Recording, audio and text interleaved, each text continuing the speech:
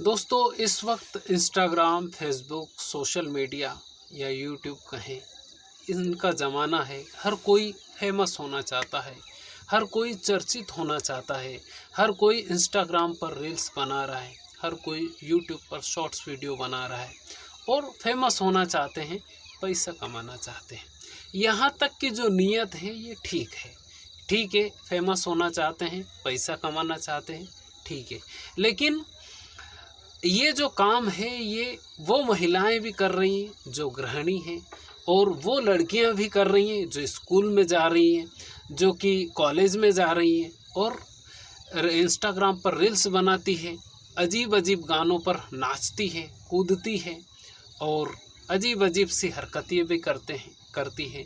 लेकिन उन्हीं हरकतों की वजह से कुछ घर टूट भी रहे हैं, और वो सोशल मीडिया की वजह से ही टूट रहे हैं अगर कहें तो। और वो जो महिलाएं होती है या वो जो लड़कियां हैं, हर तीसरी लड़की जो 15 साल से ऊपर की लड़की है या महिलाएं हैं, एक आध कोई छूटती होगी कि नहीं यार उसने रील्स नहीं बनाई या इंस्टाग्राम पर आईडी नहीं है और उसने कुछ कहा नहीं या कुछ गाने बनाए नहीं। हर कोई जिसको देखते हैं इंस्टाग्राम पर रील्स और यूट्यूब पर शॉर्ट्स वीडियो बनते हैं। लेकिन जिनको नॉलेज होता है वो पैसे कमा भी लेते हैं और फेमस भी हो जाते हैं, लेकिन उनकी नीयत वहाँ तक ठीक है। लेकिन ये जो लड़कियाँ हैं या ये जो महिलाएं हैं, ये धीरे धीरे कुछ ऐसे लोगों के कांटेक्ट में आती हैं, उनका अफेयर शुरू होता है और अफेयर शुरू होने के बाद में फिर बात यहाँ तक आ जाती है कि कत्ल तक कर देती है कुछ लड़कियाँ या कुछ महिलाएं। आज मैं आपको जो कहानी सुना रहा हूँ ये बिहार के बेगूसराय की रहने वाली रानी नाम की एक महिला की है, जिसने लव मैरिज ही की थी। लेकिन उसके बाद में लव मैरिज करने के बाद में वो इंस्टाग्राम पर रील्स बनाती थी और रील्स बनाते बनाते उसके फॉलोअर्स 10,000 से ऊपर हो गए। 655 वीडियो उसने बनाए और फिर देखते देखते वो कुछ ऐसे लोगों के कांटेक्ट में आई और उसके बाद उसने अपने ही पति का कत्ल कर दिया। कत्ल करने की वजह क्या इंस्टाग्राम रही, क्या सोशल मीडिया रहा, या वो अफेयर उसकी वजह रहा?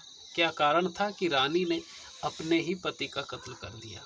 इस वीडियो को अंत तक आप इसलिए देखिए क्योंकि आपके आजू बाजू में आपके मामा की, आपके काका की, आपकी भाभी या आपकी ही लड़की स्कूल, कॉलेज या कहीं जॉब करने भी जा रही है, फिर भी इंस्टाग्राम पर कहीं ना कहीं जुड़ी हुई है, तो वो गलत लोगों के कांटेक्ट में तो नहीं है।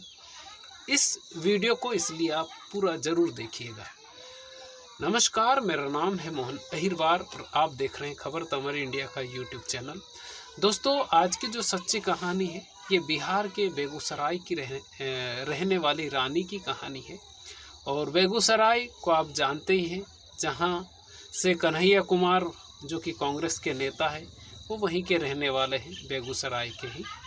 तो ये कहानी बेगूसराय की है। दोस्तों, ये कहानी स्टार्ट होती है साल 2016 में। साल 2016 में टिकटॉक चल रहा था और टिकटॉक अच्छा चल रहा था साल 2016 में, और उस पर कुछ लोग वीडियो बना रहे थे और फेमस भी हो रहे थे, चर्चित भी हो रहे थे। उन्हीं में से एक थी रानी, बिहार की रहने वाली रानी। और ये रानी एक लड़के के संपर्क में आती है। वो लड़का रहने वाला होता है समस्तीपुर का।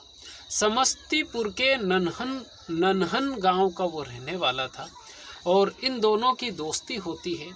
दोस्ती होने के बाद में दोनों में प्रेम होता है और प्रेम होने के बाद में इन दोनों को ये लगता है कि अब ज़िंदगी की जो गाड़ी है वो आगे बढ़ा देनी चाहिए, तो दोनों लव मैरिज कर लेते हैं।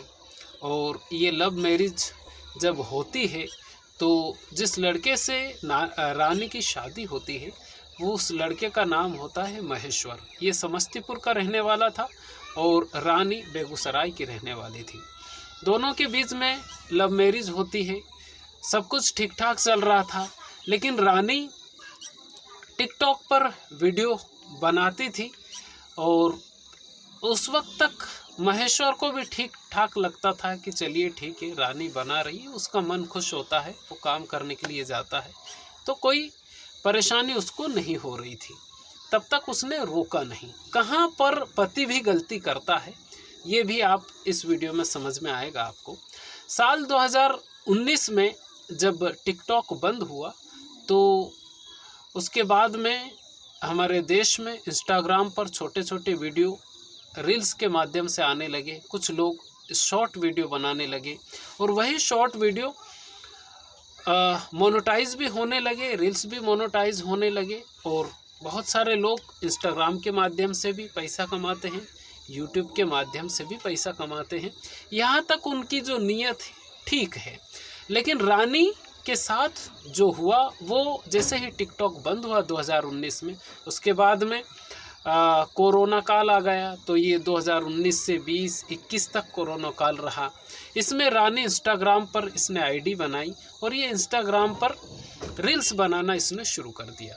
जब रानी रील्स बनाना इसने शुरू कर दिया तो ये अपने ससुराल में रहने लगी समस्तीपुर में। यहाँ पर जब ये लगातार रील्स बना रही थी और ये लगातार कुछ लोगों से बातचीत भी करती थी, तो उसके ससुराल वालों को, उसके सास ससुर को ये अच्छा नहीं लगा। उन्होंने रानी को रोका कि तुम दिन रात मोबाइल पर लगी रहती हो और इससे क्या होने वाला है, इससे तुम फ़ोन पर भी लगी रहती हो और फ़ोन पर भी तुम बातचीत करती हो, ऐसे में तुम इन सब चीज़ों को मत करो और तुम्हारा जो हस्बैंड है महेश्वर, तुम उसी से बातचीत करो और उसके साथ में जो भी आपकी प्यार प्रेम मोहब्बत की जो भी बातें हैं वो करो।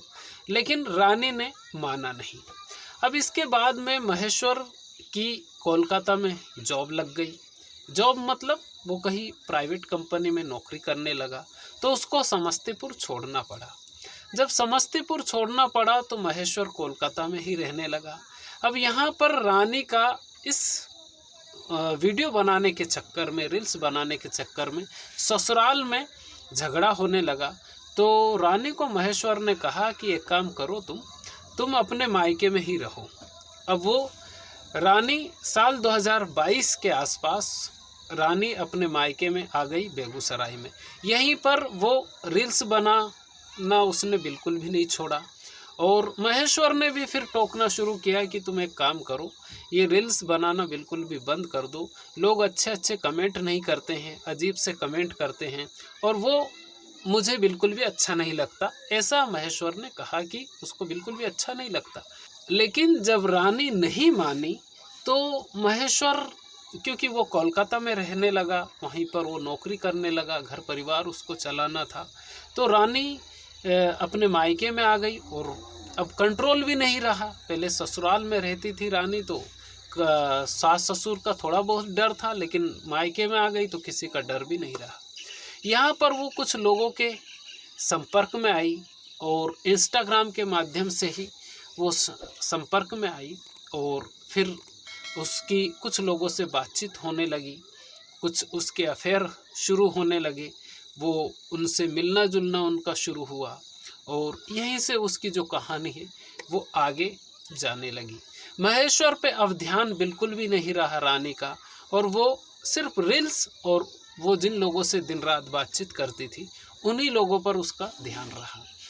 अब एक दिन ये जो बात है ये अभी कुछ दिन पहले की, जनवरी 2024 में ही, लगभग 6 जनवरी की ये बात है। 6 जनवरी को रानी ने महेश्वर को फ़ोन किया कि तुम एक काम करो, बेगूसराय में आ जाओ और मुझे लेकर चलो। यानी इस टाइप से उसने बहाने बनाकर महेश्वर को फ़ोन किया कि तुम आ जाओ बेगूसराय। महेश्वर 6 जनवरी को अपने घर से निकलता है, यानी कोलकाता से जहाँ पर वो नौकरी कर रहा था वहाँ से वो निकलता है और निकलने के बाद में वो अपने ससुराल बेगूसराय में आता है। बेगूसराय में आने के बाद में वो अपने ससुराल में कुछ देर तक वो रुकता है। उसके बाद में रानी का उससे बातचीत शुरू होती है और यहीं पर उसका झगड़ा शुरू हो जाता है। जहाँ पर इन दोनों की बातचीत हो रही थी वहाँ पर उसकी 2 सालियाँ भी थी जिनका नाम रोजी और सुनीता बताया जा रहा है। ये दोनों भी वहीं पर मौजूद थी और एक और शख्स वहाँ पर मौजूद था जिसका नाम बताया जा रहा है कि शहजाद उसका नाम था और वो रानी का प्रेमी था। यानी रानी का जो प्रेमी है उसकी जानकारी रानी के पूरे परिवार वालों को थी क्योंकि वो घर के अंदर ही था। दूसरी बात यह है कि रानी ने जब महेश्वर से शादी की उस वक्त भी प्रेम विवाह ही इनका हुआ था, यानी कि दोबारा रानी को प्रेम किसी शख्स से हुआ। और शहजाद कोई अकेला व्यक्ति नहीं था, बताया ये जाता है कि वो और भी लोगों से बातचीत करती थी और ये सारे लोग इंस्टाग्राम के माध्यम से ही संपर्क में आए थे, ऐसा बताया जा रहा है। अब जब महेश्वर ये कहता है कि मैंने तुमको बोला था कि तुम रील्स मत बनाओ और रील्स बनाने से कितना नुकसान होता है, ये अनजान शख्स यहाँ पर खड़ा है, इसको मैं नहीं जानता हूँ। अब ऐसे में रानी और महेश्वर की जो लड़ाई है वो ज़्यादा हो जाती है। जब ज़्यादा हो जाती है तो वो जो एक और शख्स वहाँ पर खड़ा रहता है उसका नाम शहजाद बताया जाता है, वो और उसकी 2 सालियाँ तीनों चारों मिलकर महेश्वर को पकड़ते हैं और एक दुपट्टा लेते हैं। दुपट्टे से महेश्वर का गला घोंट देते हैं, गला घोंट देते हैं उसी वक्त। क्योंकि जब महेश्वर कोलकाता से निकला तो वहाँ पर उसका भाई भी था, उसका भाई था, उसका नाम रुदल बताया जाता है। रुदल से ये कह के आया था कि वो बेगूसराय जा रहा है। जब रात को 7:30-8 बजे के आसपास रुदल ने फ़ोन किया तो इसके भाई के नंबर पर ही उसने फ़ोन किया और रुदल ने जब फ़ोन किया तो किसी ने कॉल रिसीव नहीं किया। और जब ये बार बार रुदल कॉल कर रहा था अपने भाई के मोबाइल पर तो वो जो एक और शख्स था जिसका नाम, जो कि प्रेमी था रानी का, उसने कॉल रिसीव किया और जो भी उसमें बातचीत हो रही थी वो बोला नहीं, लेकिन उसमें जो भी बातचीत हो रही थी उस कॉल की सारी बातचीत उसने सुन ली। फिर रुदल ने कहा अपने पिताजी को कि आप ये जाइए, बेगूसराय जाइए। उसी वक्त उसने फ़ोन किया अपने पिताजी को कि बेगूसराय जाइए और ऐसा लगता है कि भाई के साथ कुछ अच्छा नहीं हो रहा है, जैसा बातचीत करने पर लग रहा है। उसने बाद में भी कॉल किया लेकिन वो फिर मोबाइल बंद हो गया तो बातचीत नहीं हो पाई और ना ही कुछ हुआ। लेकिन जो पहली बार कॉल पिक किया तो उसमें सुनाई दिया कि कुछ ना कुछ हो रहा है लेकिन समझ में नहीं आ रहा है। रात होते होते महेश्वर के जो पिताजी होते हैं वो समस्तीपुर से बेगूसराय में महेश्वर के ससुराल आते हैं। यहाँ पर आने के बाद में देखते हैं कि महेश्वर का जो शव है, यानी कि महेश्वर ने फांसी लगा ली है, एक फंदे पर वो झूल रहा है और वो मृतक हो गया है, यानी कि वो उसने फांसी लगा ली है। जब महेश्वर के पिताजी ने ये वहाँ पर कहा और उसके बाद में फिर उन्होंने पुलिस में कंप्लेंट दर्ज करवाई और उसके बाद में पुलिस ने जब बयान दिया तो जो कहानी है ये सामने आई कि इसकी लव मैरिज हुई थी। उसके बाद में इसको रोकना चाहा रानी को कि तुम रील्स मत बनाओ, इंस्टाग्राम पर मत आओ, लेकिन रानी मानी नहीं और उसके बाद में फिर ये उसने ही अपने ही पति का कत्ल कर दिया। इसके इल्ज़ाम में क्योंकि सारे लोग वहीं पर मौजूद ही मिले पुलिस को, जिसने जो रानी का प्रेमी था वो भी अरेस्ट हुआ, रानी की जो 2 बहनें थी रोजी और सुनीता वो भी अरेस्ट हुई और खुद रानी भी अरेस्ट हो गई। यानी अपने ही पति का उसने कत्ल किया और करवा दिया। अब रानी और चारों जो लोग थे वो अरेस्ट होकर जेल भेज दिए गए हैं। लेकिन इस कहानी से आपको क्या सीखने के लिए मिला? क्योंकि हर लड़की, हर तीसरी लड़की इंस्टाग्राम पर आ रही है। उनको ये समझ में नहीं आ रहा है कि जो इंस्टाग्राम पर कुछ पर्पस से लोग आते हैं, पैसे कमाने के लिए आते हैं और उनका एक अलग अलग तरीका होता है वीडियो बनाने का। कुछ में डांस करने की कला होती है, कुछ में इंस्टंट करने की कला होती है, कुछ को गाने का अच्छा शौक होता है, लेकिन वो किसी के कांटेक्ट में नहीं आते। उनकी सिर्फ नीयत होती है कि इंस्टाग्राम के माध्यम से पैसा कमाएं या यूट्यूब के माध्यम से वो पैसा कमाएं। लेकिन कुछ लड़कियां ऐसे लोगों के कांटेक्ट में आ जाती हैं, और वो कांटेक्ट में जब आती हैं तो वो जो हश्र होता है, वो हश्र इतना खतरनाक होता है कि पूरे घर को बर्बाद कर देता है। और ये जो सिलसिला है ये रुकने वाला नहीं है, क्योंकि अभी तो इंस्टाग्राम पर जो भी चीज़ें चल रही है वो दिन पे दिन बढ़ती ही जा रही है, घट नहीं रही है। ऐसे में नुकसानदेह है। इसलिए अपने घर में जो भी, ख़ास तौर से जिनकी उम्र 15 साल से ऊपर है लड़कियों की, या घर में जो महिलाएं जो मोबाइल ज़्यादा चलाती है, जो रील्स बनाती है, उनको ज़रूर आप ये समझाइए कि आपका जो रील्स बनाने का या वीडियो बनाने का जो तरीका है, उस तरीके को बदलिए। और जो लोग मैसेज करते हैं या कमेंट बॉक्स में जो मैसेज करते हैं, उनके रिप्लाई मत दीजिए, क्योंकि रिप्लाई देने के बाद में फिर सामने वाला कुछ कहेगा, आप कुछ कहेंगे, और फिर वो कनेक्टिविटी बढ़ती जाती है। ऐसे में ये जो कहानी है बहुत भयावह है, दर्दनाक है। सोशल मीडिया की वजह से ये सब चीज़ें हुई है, और ये देश का कोई पहला मामला नहीं है। ऐसे मामले और भी हैं, और मैंने एक कहानी और भी सुनाई थी जिसमें इंस्टाग्राम के माध्यम से ही एक लड़की की दोस्ती हुई थी, और वो दोस्ती इतनी खतरनाक हुई कि फिर उसने भी अपने पति का कत्ल करवा दिया। तो दोस्तों, इस कहानी को सुनाने का मकसद किसी के दिल को ठेस पहुंचाना नहीं, बल्कि आपको जागरूक करना है। ये वीडियो आपको कैसा लगा आप हमें कमेंट करके ज़रूर बताइए। चैनल पर पहली बार आए हैं तो चैनल को सब्सक्राइब जरूर कर लीजिएगा। खुश रहिए, अपने माता पिता का ख्याल रखिए। अगर आपके घर में आपके दादा दादी हो तो 24 घंटे में 1 घंटा आप उनके पास ज़रूर बैठिए, क्योंकि वो जो आपको नॉलेज दे सकते हैं, वो जो आपको संस्कार दे सकते हैं, दुनिया की कोई यूनिवर्सिटी, कोई स्कूल कॉलेज वैसे संस्कार नहीं दे सकता जैसे संस्कार आपके घर के बड़े बुजुर्ग दे सकते हैं। तो खुश रहिए। बहुत बहुत धन्यवाद आपका।